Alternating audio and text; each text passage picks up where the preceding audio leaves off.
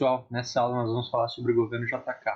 Juscelino Kubitschek, ele foi eleito com o slogan 50 anos em 5. Em 1950, o Brasil ainda era extremamente agrário, não era um país tão desenvolvido.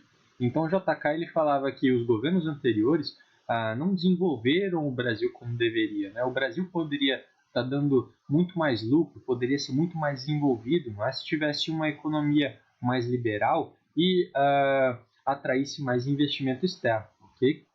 Então, ele falava que os 50 anos de atraso do Brasil, ele ia conseguir desenvolver o país, né, em apenas 5. 50 anos de atraso iam ser desenvolvidos em apenas 5 anos, ok? Esse plano de governo, então, do JK de desenvolvimento, ele foi trabalhado principalmente em cima do plano de metas. Eram 31 metas do governo JK. Dentro dessas 31 metas, o foco foi principalmente em 5. Okay? Então o JK ele, focou principalmente em energia, transporte, indústria, saúde e alimentação. Okay? Então são esses os focos do governo JK. Okay? Quando nós falamos sobre o governo JK, nós temos que imaginar principalmente, a principal característica então foi a construção de Brasília. Então, quando o JK ele ainda estava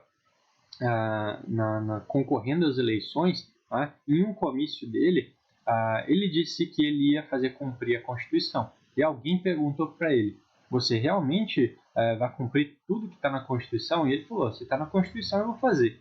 E essa pessoa falou o seguinte, na Constituição então está escrito que a nossa capital ela deve mudar do Rio de Janeiro para o interior. Não é? E o JK falou, se está escrito na Constituição, eu vou fazer. A interiorização da capital começou a ser discutida na época do Brasil Colônia.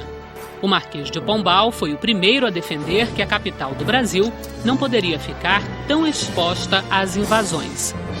Os inconfidentes mineiros defendiam que a capital fosse transferida para São João del Rei. Hipólito da Costa, de Londres, condenou a convivência da capital com o porto do Rio de Janeiro.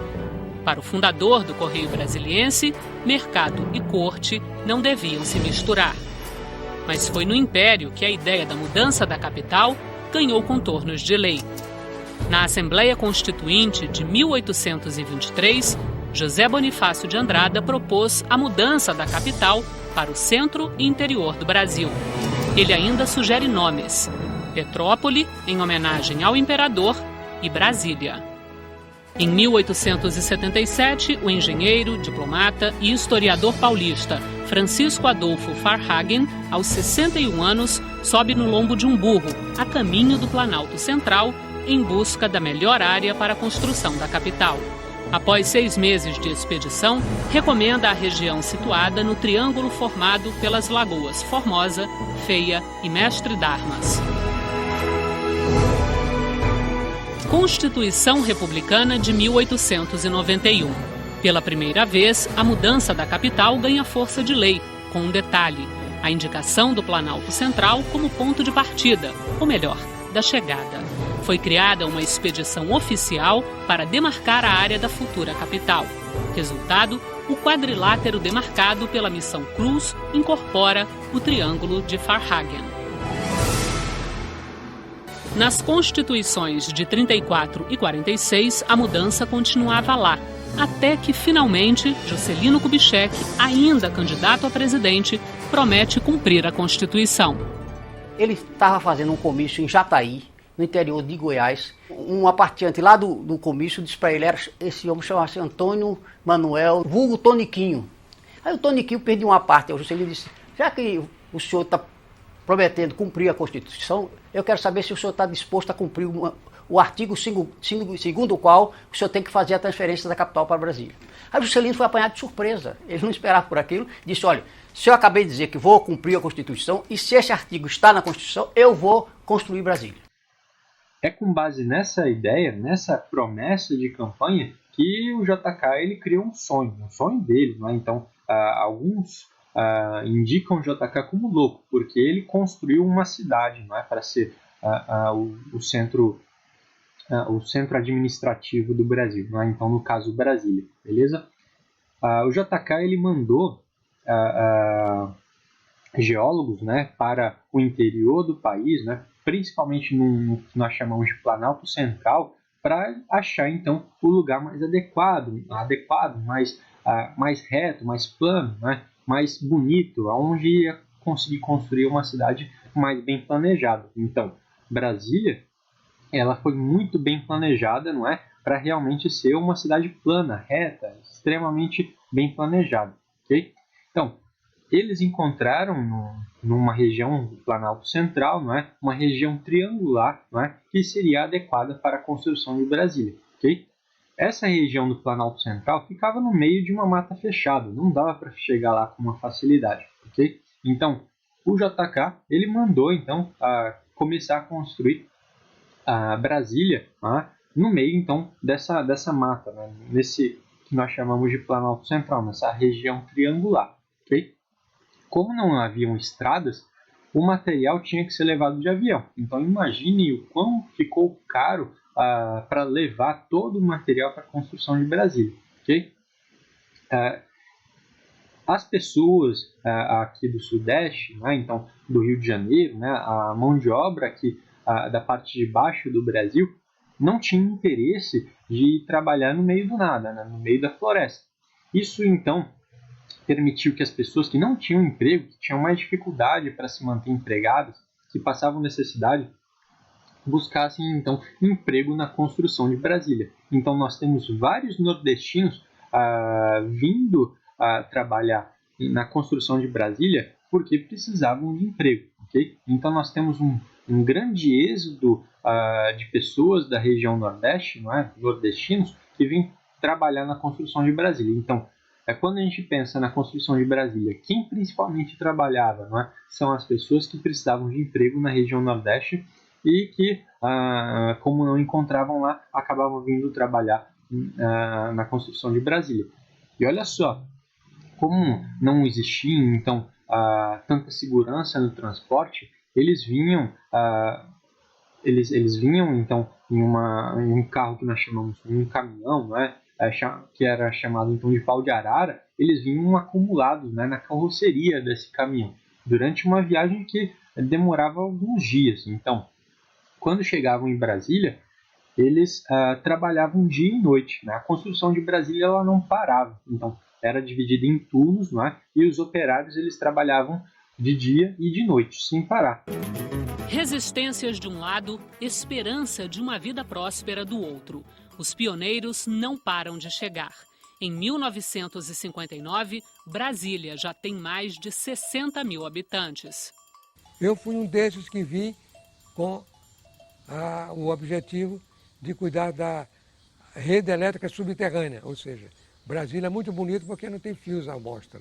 Chega na cidade, está aquela confusão dos postes com os fios.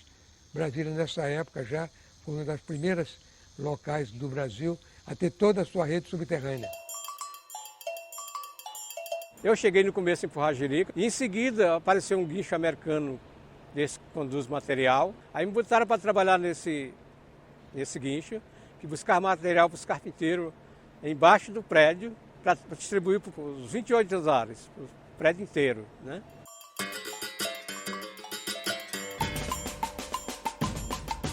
Começou a chegar gente do Brasil inteiro. De Minas, de Goiás veio quase todo mundo, porque passava desde Goiás. De Minas veio muita gente, e do Nordeste. Eram 3 pau de arara que saíram da minha cidade. Nós passamos 12 dias de viagem. Com 6 dias acabou a comida, aí ficou mais 6. A gente se refazendo no caminho com aquele que tinha um pouco, passando até fome nessa cidade, dormia debaixo do pau de arara. E chegando aqui em Brasília, nós fomos recebidos no acampamento da Construtora Nacional e logo em seguida já fomos sendo contratados, quase as 3 carradas juntas, só no Congresso. Eu vim de Ouro Preto para Brasília em 1958 e já nesse tempo, aqui mesmo no Catetinho, já estava pousando avião. O problema aqui no começo é que você não podia acreditar que com 3 anos e meio você pudesse terminar isso aqui. A chegada da gente aqui em Brasília foi assim, um pouco impressionante para quem não... Porque era tudo quase tudo mato, né? Terraplanagem e deixar a gente mesmo um pouco curioso. E obras, muitas obras. 7 da manhã era a hora dos operários já estarem no local, começando o seu trabalho. E a gente acabava sempre meia-noite, 1h, 1h30, todos os dias era assim. A gente trabalhava feito um maluco, e debaixo do chicote do Israel, que exigia de todos o máximo, apesar do seu coração imenso, nunca vi um homem com um coração tão grande. Ele sempre estava disposto a ajudar, mas era com mão de ferro. Um mês tem 240 horas, eu cheguei a fazer quase 500 horas no mês. Para você ver como trabalhamos muito aqui. É por isso que Brasília foi construída em tempo recorde, né? Ela realmente foi construída dentro do governo JK e ninguém acreditava que realmente o JK ele ia conseguir criar, né? Construir essa cidade muito bem planejada, ok? Logicamente, com a construção de Brasília, nós temos então uma nova capital e todo o governo vai ter que se mudar então para essa nova capital. Foi a única resistência que o governo JK teve, ok? Porque as pessoas que viviam então no Rio de Janeiro, né, os membros então do governo, né, que viviam no Rio de Janeiro, eles começaram a se sentir insatisfeitos com essa ideia de ter que se mudar para o interior do país, né, para o meio do país, que na verdade era no meio do nada, né, não tinha nada lá, era uma cidade planejada no meio do nada, né? Então, essas pessoas tinham família no Rio de Janeiro, ficavam próximo à praia ali, então existia uma grande oposição a JK nessa construção de Brasília e na mudança do governo para Brasília. Mas depois, aos poucos, o JK ele conseguiu convencer o governo e ele acabou realmente mudando todo o governo para Brasília. Okay? Então, quando nós falamos quais são as características do governo JK, nós temos, então, esse desenvolvimento, não foi exatamente 50 anos em 5, mas nós temos um forte desenvolvimento do Brasil, e nós também temos essa construção de Brasília. Então, são as principais marcas do governo JK. Okay? Mas nós temos outras, e no final eu vou elencar todas para vocês, para ficar mais fácil. Okay? Agora nós vamos falar sobre o Congresso. Vocês já devem ter visto na televisão, que quando o presidente ele precisa fazer uma mudança, ele precisa da aprovação dos deputados. Então, ele precisa colocar em votação para que os deputados votem. Quando tem oposição ao governo, a votação fica lenta e pode ser que ela seja rejeitada. Okay? Quando o Congresso ele apoia o governo, então, quando os deputados eles gostam do governo, a votação ela é rápida, e geralmente não tem nenhum tipo de oposição. Os deputados, eles votam a favor dessa mudança. Okay? No caso do governo JK, a maioria dos deputados do parlamento, então, eles eram a favor do governo JK. Então, ele tinha o apoio do parlamento. Okay? Tudo, então, que era proposto para o Congresso votar era aprovado com agilidade. Tudo bem? Agora nós vamos falar sobre o orçamento, então, para energia e transporte. 70% do orçamento do governo, então, o governo ele tem a sua arrecadação, e ele distribui como bem achar melhor. Então, o presidente ele vai distribuir ali, com base no que o Congresso votar, de acordo com o que o Congresso estabeleceu, o governo, o presidente ele vai fazer a divisão do dinheiro, com o que achar melhor.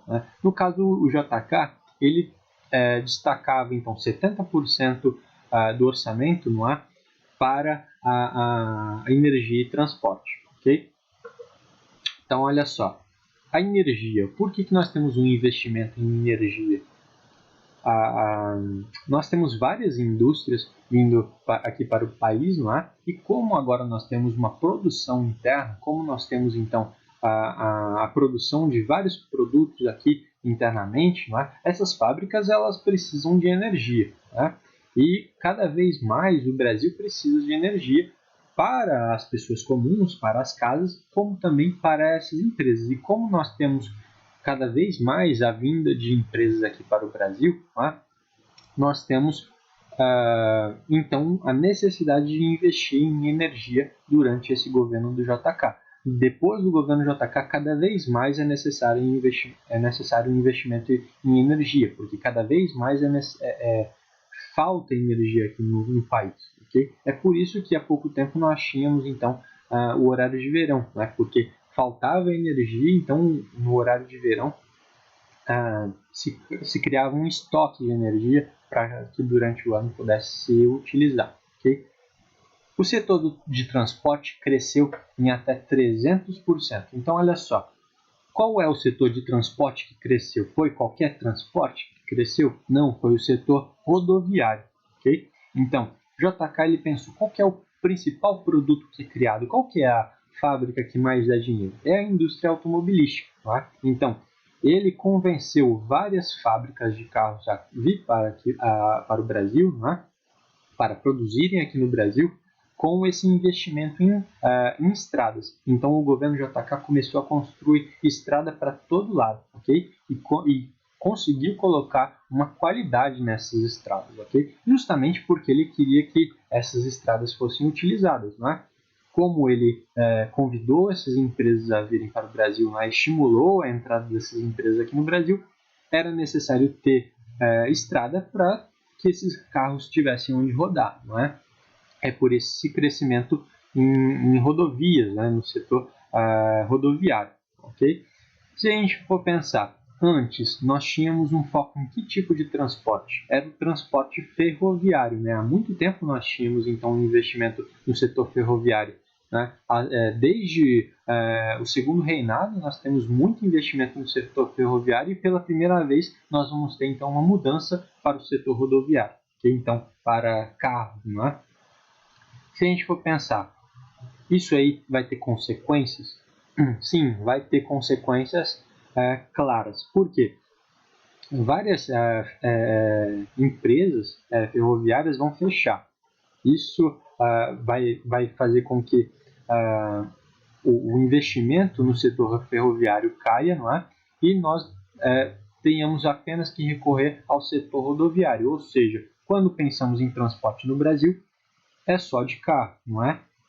Um pouquinho de barco, um pouquinho de trem, mas é muito pouco, não é? Também temos avião, mas ainda nessa época estava crescendo a aviação, não é? Ainda assim é uma coisa muito cara, não é? Então, nós somos extremamente dependentes das rodovias, não é? Então, essa decisão de investimento apenas no setor rodoviário do governo JK teve consequência no ano passado, não é? No ano de 2019,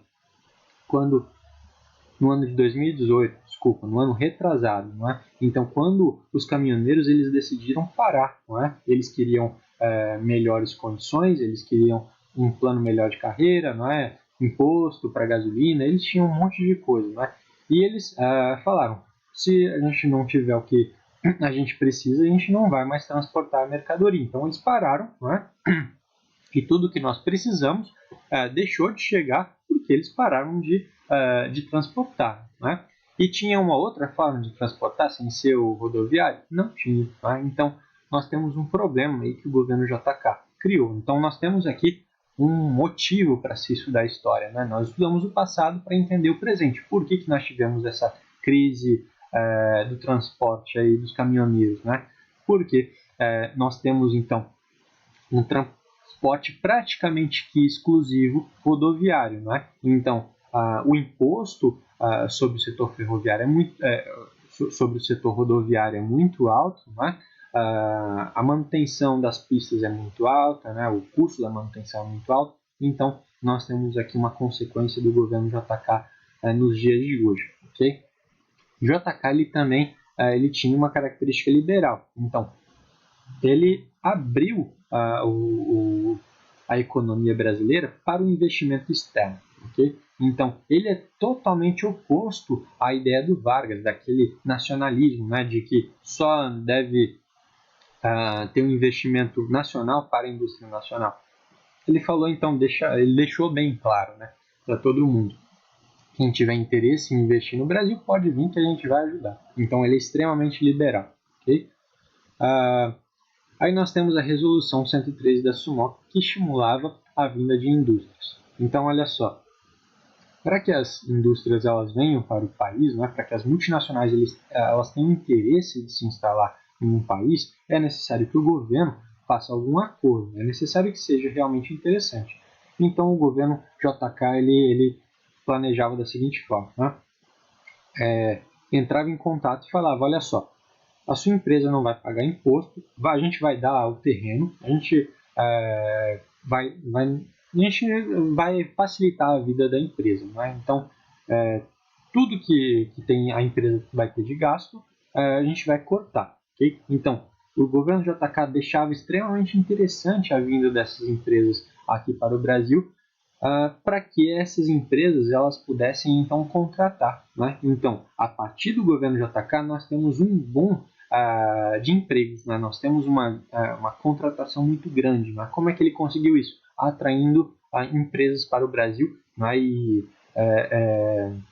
negociando os impostos, né? Depois de 10 anos ele começaria a cobrar impostos e tal. Bom, nós vamos ver que isso também vai ter repercussão nos próximos governos, porque algumas empresas vão achar que esses impostos eles nunca devem ser pagos, né? Vão achar que todo o investimento, né? Todo o lucro também tem que ser retirado do país, eles vão voltar para o país de origem, da onde veio então esse investimento. Então, mais para frente a gente vai falar então as consequências desse ato aqui do governo JK, beleza? Mas a princípio tem a sua característica boa, que é estimular emprego, beleza?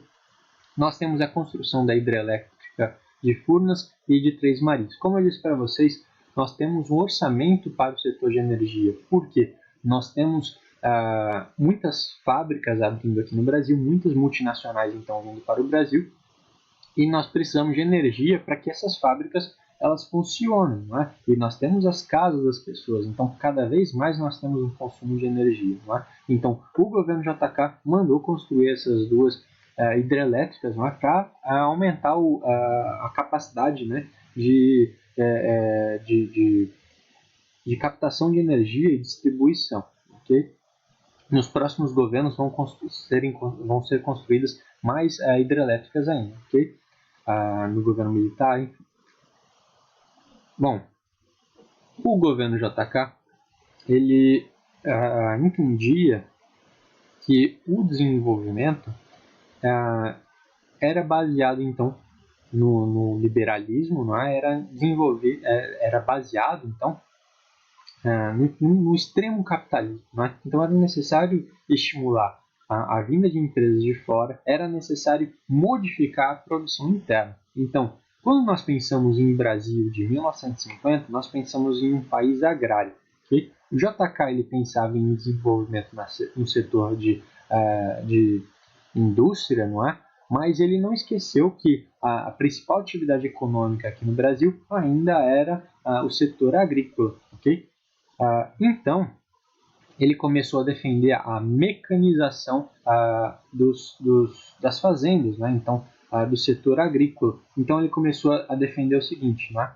Se vocês conseguem colher tanto, né, vocês vão colher muito mais com uma colheitadeira, né, com um trator. Então, ele começou a estimular os fazendeiros a comprar, então, com a ajuda do governo, né, a mecanização, né? Então, máquinas que poderiam fazer o trabalho do agricultor, né, do camponês, muito mais rápido, muito melhor. Não é? E os fazendeiros que não quiseram fazer essa mecanização, eles começaram a explorar ainda mais os camponeses, porque eles viram que os seus concorrentes eles estavam produzindo muito, não é? E eles começaram a exigir dos camponeses: vocês vão ter que trabalhar mais para poder então suprir a falta, não é? Suprir então essa distância de produção com quem tem então essa mecanização, ok? E os camponeses, então esses trabalhadores do setor agrícola aí, não é? Eles começaram a se sentir extremamente explorados e eles começaram a falar: nós, não é, que damos lucro para o dono da fazenda, nós é que realmente trabalhamos aqui, nós que deveríamos ser os donos da terra, não é? Então foram formadas o que nós chamamos de ligas camponesas. Eles começaram a defender que o governo tinha terras e que deveria dar, não é, essas terras que não tinham ocupação, que ninguém estava morando, que não tinham produção, não é, que deveriam dar essas terras para as ligas camponesas, que são pessoas que queriam trabalhar, mas que estavam sendo exploradas pelos fazendeiros. Okay? As ligas camponesas, elas são parecidas com o que hoje nós chamamos de MST. Né?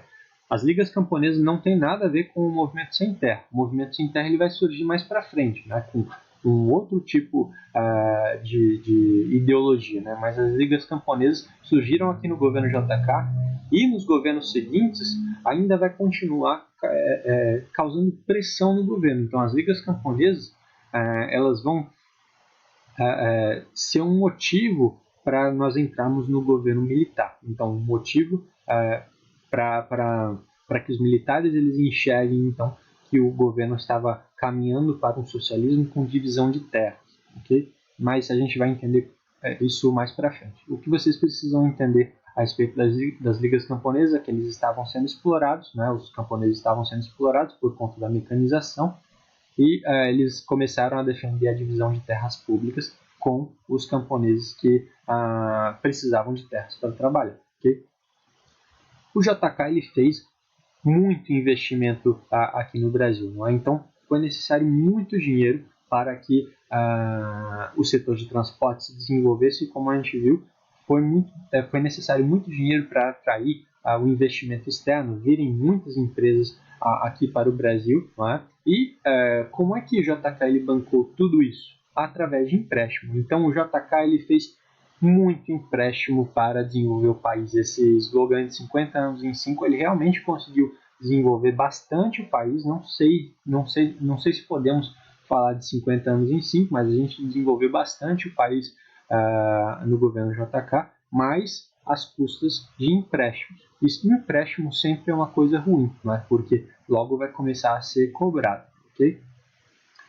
O governo JK também é chamado de governo Bossa Nova. Por quê? O JK ele investiu bastante na cultura, ok? Inclusive durante o governo JK surge um novo estilo musical que nós chamamos de Bossa Nova. Tom Jobim e Vinícius de Moraes estavam aqui no Catetinho a convite de Juscelino para que eles compusessem a Sinfonia da Alvorada, que seria a grande ouverture da inauguração de Brasília, lá na Praça dos Três Poderes. Mas, uma noite de lua, terminado o jantar, eles ficaram fazendo o quilo, passeando ali em volta do Catetinho, quando ouviram esse barulho de água aqui. E perguntaram para o vigia, que barulho é esse? Esse barulho é uma água de beber que tem ali, camarada. A noite está de lua, vamos lá ver, camarada. Água de beber, camarada. O presidente parou e falou, ali vai ser o Congresso e ali vai ser o Palácio da Justiça. E do outro lado vai ser o Palácio do Planalto, onde eu vou trabalhar. E aqui vão ser os ministérios. Eu olhava assim, só via lama e poeira. Eu fiquei horrorizado com aquilo, com o entusiasmo daquele homem. Parece que ele estava vendo pronto. Todo mundo espantou, né? Eu mesmo pensei comigo, mas como que ele vai poder fazer isso 3 anos e 6 meses? Voltei de Brasília, reuni os blocos aqui na Manchete e disse para eles, olha, vamos entrar nessa, porque esse homem é doido e vai construir Brasília.